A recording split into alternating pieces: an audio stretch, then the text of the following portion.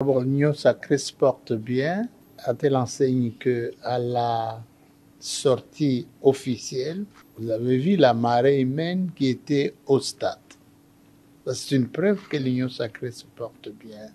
Les structures de l'Union sacrée, vous avez 6 membres du présidium, vous avez la conférence des présidents, et maintenant nous sommes en train de travailler pour mettre en place les secrétariats permanents de l'Union sacrée. Ça sera différent, surtout du point de vue efficacité. Bravo au chef de l'État pour le grand succès pour la francophonie. La francophonie, de par son organisation et par le succès, a hissé très haut notre pays. Bravo au gouvernement congolais pour l'organisation matérielle de la francophonie.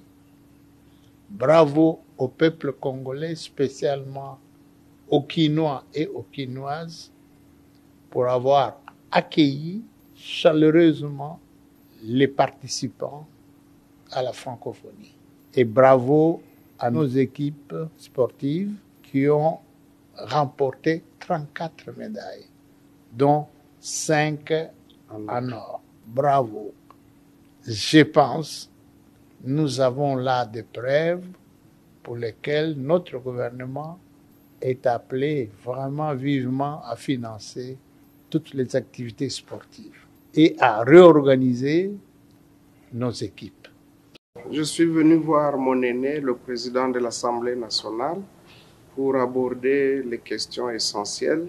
Effectivement, nous avons fait une évaluation mi-parcours des vacances parlementaires, mais aussi préparer la dernière session de la mandature. Ce sera la dernière et donc nous devons passer en revue toutes les questions qui sont restées en suspens pour que nous puissions nous rattraper au cas où il y a des matières essentielles qui restent encore en souffrance. Mais aussi, nous venons de vivre un événement de portée internationale, c'est la francophonie. Je pense que vous et moi, nous avions quelques doutes au départ lorsque les experts passaient ici pour nous dire que les conditions ne sont pas réunies, qu'elles ne seront pas réunies.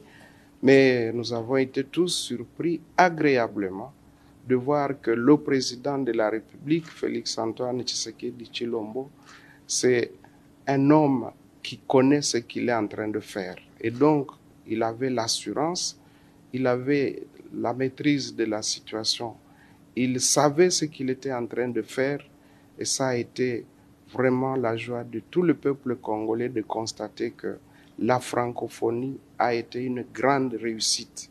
Il n'y a pas que le peuple qui le dit, c'est toute l'opinion internationale. Il y en a qui nous appelaient d'autres continents et lorsqu'ils suivaient les images, ils se demandaient si réellement c'était à Kinshasa. Mais oui, je dis c'était effectivement, et ça a eu lieu à Kinshasa. Donc, toutes nos félicitations et en tout cas nos remerciements au président de la République pour avoir hissé très haut l'image de notre pays. Aussi nos remerciements à toute l'équipe qui l'a accompagné dans cette œuvre-là. Nous avons aussi profité de l'occasion, bien sûr, pour rappeler que la situation de l'Est nous tient toujours à cœur.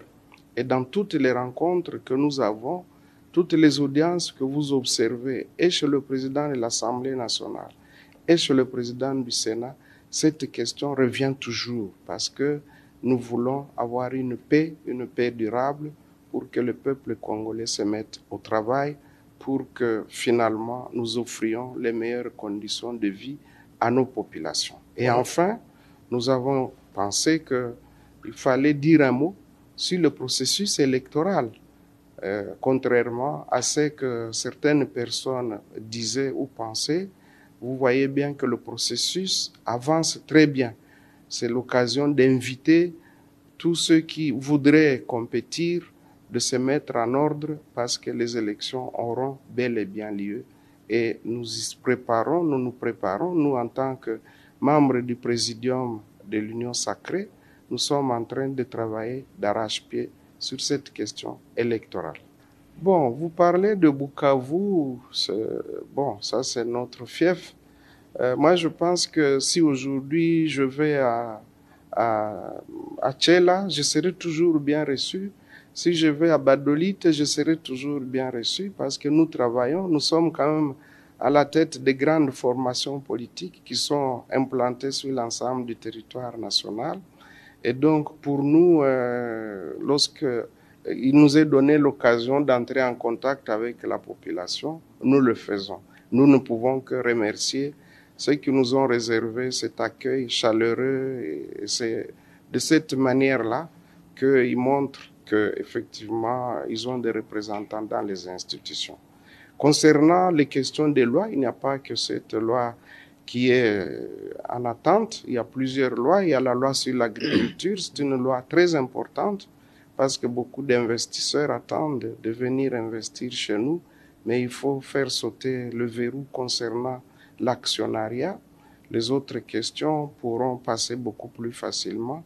C'est pour cette raison que j'ai dit que nous sommes en train de faire une sorte d'inventaire de tous les textes qui sont encore en souffrance. En tout cas, ce sera une session sans repos et vous pouvez être sûr qu'à la fin de la législature, nous nous engageons à ne pas laisser